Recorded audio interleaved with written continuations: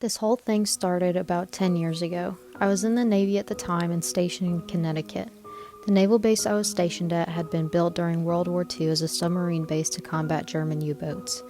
In the 50s, it was retrofitted with Cold War-era bomb bunkers and underground tunnels that had been sealed off in the 90s after decades of disuse and maintenance neglect. Of course, there were always horror stories of that one seaman who stupidly wandered into the tunnels and got lost, never to be heard from again. Cue the X-Files theme. But these were just campfire stories. However, on this particular base was a building named for the Admiral English. This building was reputed to be majorly haunted.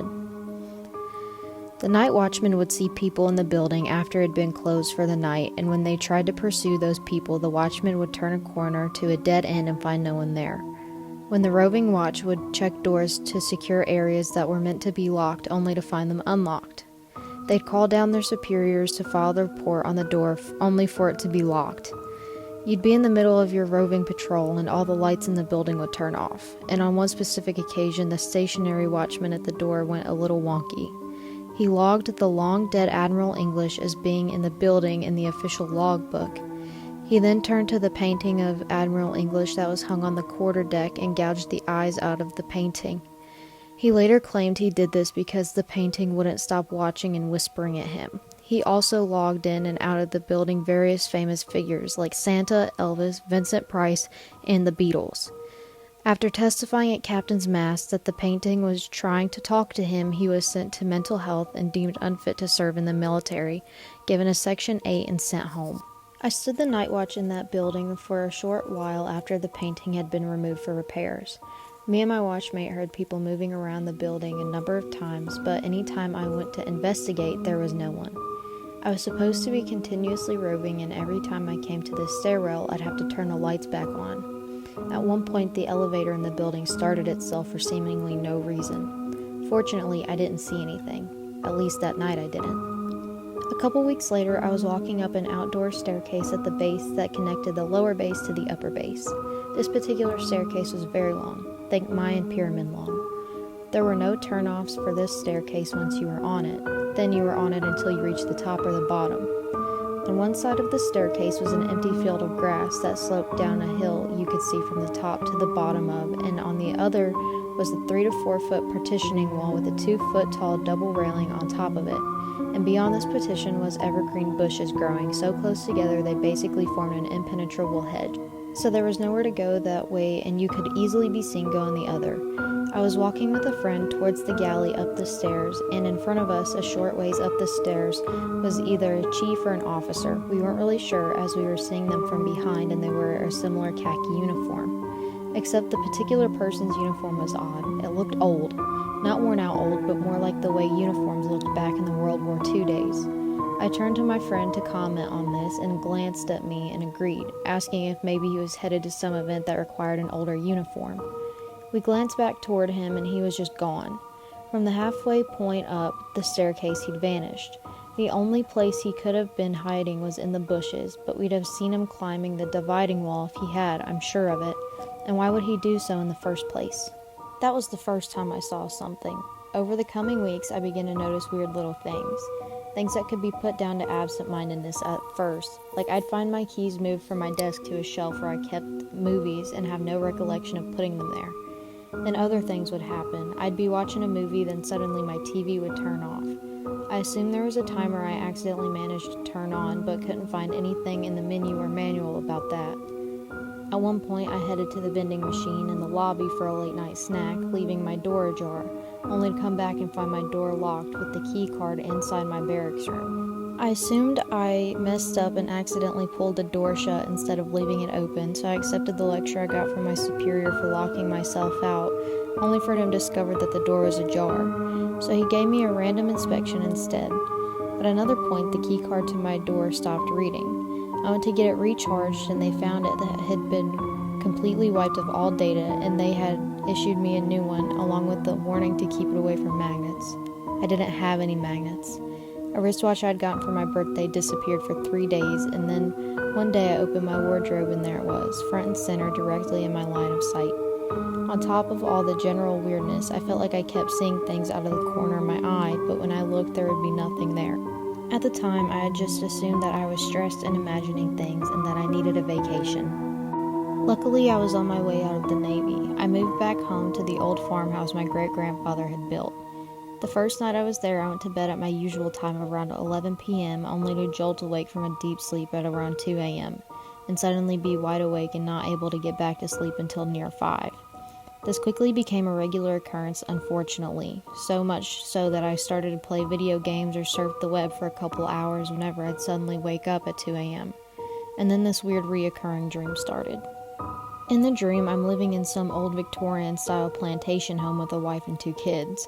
I'm walking through the back gate where I see my kids playing in the backyard.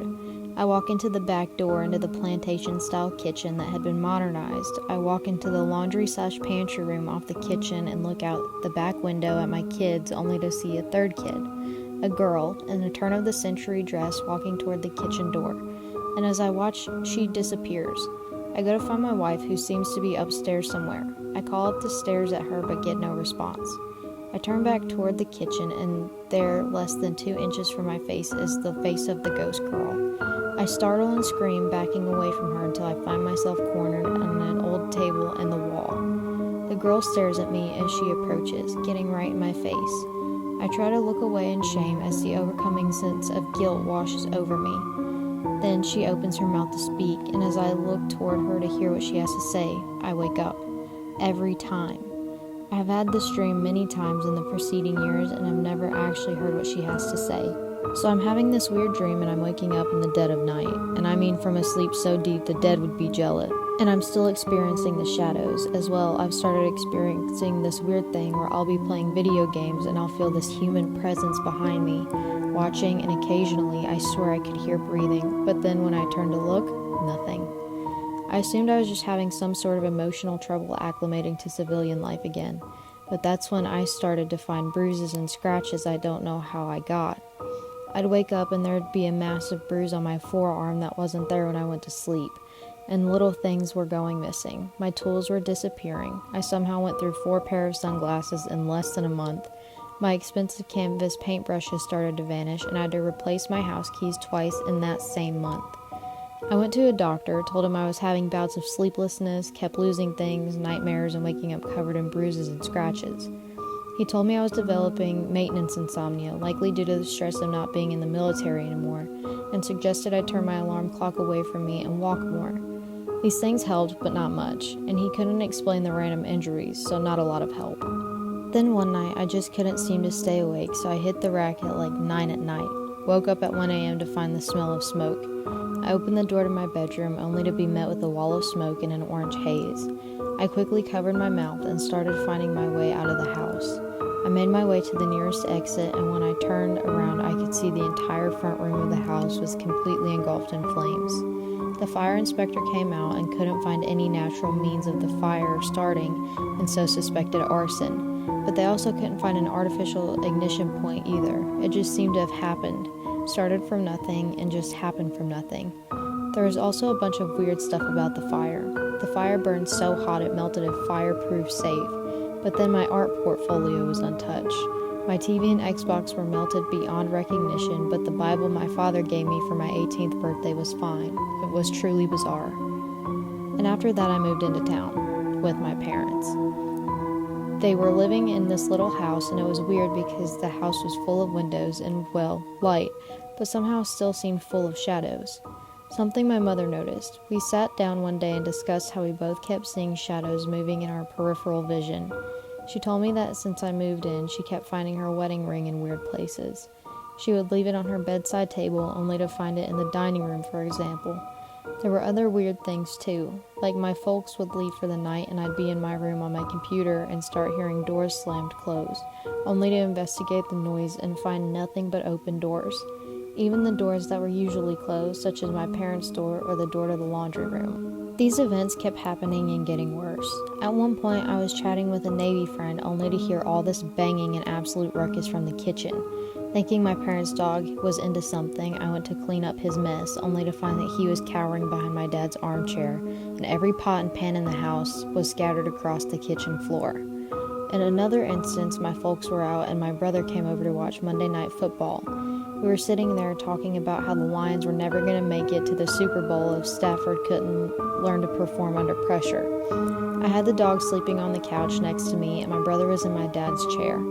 He got up to get a beer from the fridge and made it around the side of the couch when we heard a huge bang, like a bomb going off from upstairs. We went rushing up there only to discover what few personal items I had left after the fire had been thrown around the room. Google had been pulled up on my laptop and a bunch of random characters had been typed into the search bar, and my mattress and bedding looked like it had been chucked across the room in a fit of rage. And this is when I started to think I could actually be a haunting. There were other witnesses now, and there's no way I forgot that I had ransacked my own bedroom. I wasn't imagining things or hearing things. This was happening somehow. A couple days later, I fell asleep reading up on ghosts, hauntings, and common occurrences that happen during a haunting. I woke in the middle of the night and turned towards my bedside table to turn off the light, only to see an older woman in a high-collar black Victorian-era style dress standing at the foot of my bed. I stared at her for a moment and could only think to ask, "Who are you?" She just shushed me in response. At that point, I was overwhelmed by a sense of well-being and contentedness, like being wrapped in a warm hug, and I got the impression I should just go back to sleep. So I laid back down, noticed the old lady seemed to be floating as it didn't look like she had any legs, and started to fall back asleep. All of a sudden, the reality of what I was seeing hit me, and I bolted up in bed and the room was empty. To this day, I don't know if that was real, a dream, or what, but I can tell you this, I didn't sleep a wink more that night, and I started to question my own sanity. Shortly after, my parents asked if I could stay living with them as they found it useful to have me around doing some of the chores they were simply getting too old to do, such as shoveling snow from the walkway. I agreed, and so it was decided we needed a bigger space to live. Things settled down significantly at the new house. I thought I was still having the insomnia, the dream about the ghost girl waking up with minor injuries out of nowhere that at this point became so commonplace I started wearing hoodies everywhere to hide them. And there was one new thing. The furnace in the new house kept breaking down. We'd call a repair guy who'd shut it down, look at it, find nothing wrong with it, and start it back up just to find it works perfectly. So that was odd. Unfortunately, the landlord mortgaged the house, and it wasn't paying the monthly installments, so it was foreclosed on. We moved to another house where the insomnia finally stopped, and while I was still having the dream, I had it less, and the injuries lessened as well. There were a few instances where weird noises would be heard, or the dog would bark at nothing in the hallway.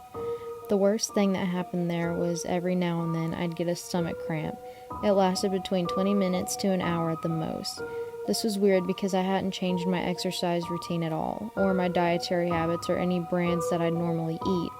And then one day, it was my day off of work, and my girlfriend at the time was working. I was all caught up on my chores and had nothing to do, so I was playing God of War Ascension, the Trial of Archimedes, and I started to get another stomach cramp, except this one didn't go away like the others. It in fact lasted about a week. I finally broke down and went to the doctors, and they couldn't find a reason for it at all. I went home, struggled to fall asleep, and then woke up and the pain was gone. The owner of the house we were living in at the point decided to retire from being a landlord and sell, so my parents again moved, this time to a much smaller house where we noticed a lot more weird stuff. We kept finding doors open. We'd wake up in the morning to find the TV on. This one actually did have a timer in it, so even if we did forget to turn it off, it would turn itself off after about 4 hours. And we were still finding it on the morning.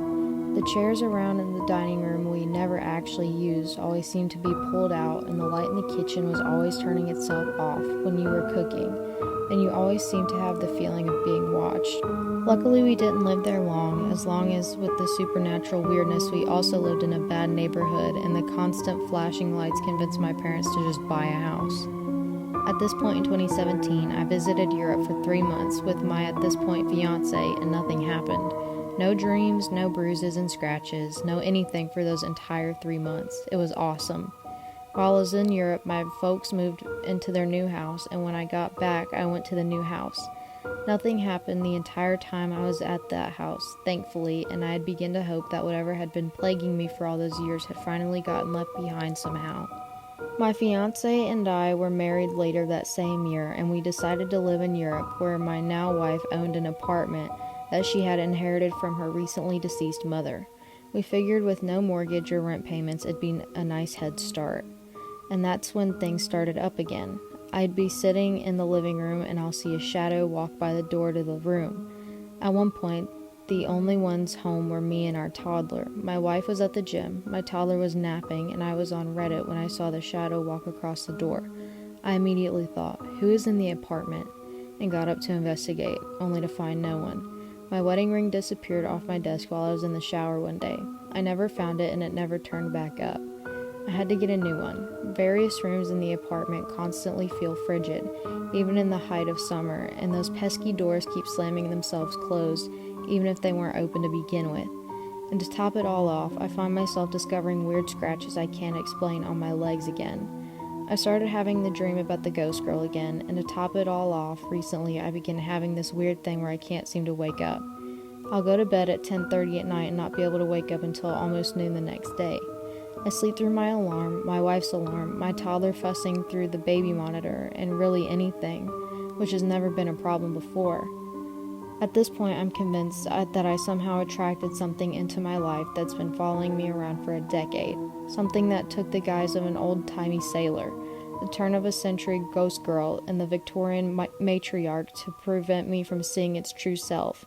A thought that horrifies me. If there's anybody out there who knows more about hauntings than I do, let me know what you think it is, how I could get rid of it, and what I should do to protect my loved ones.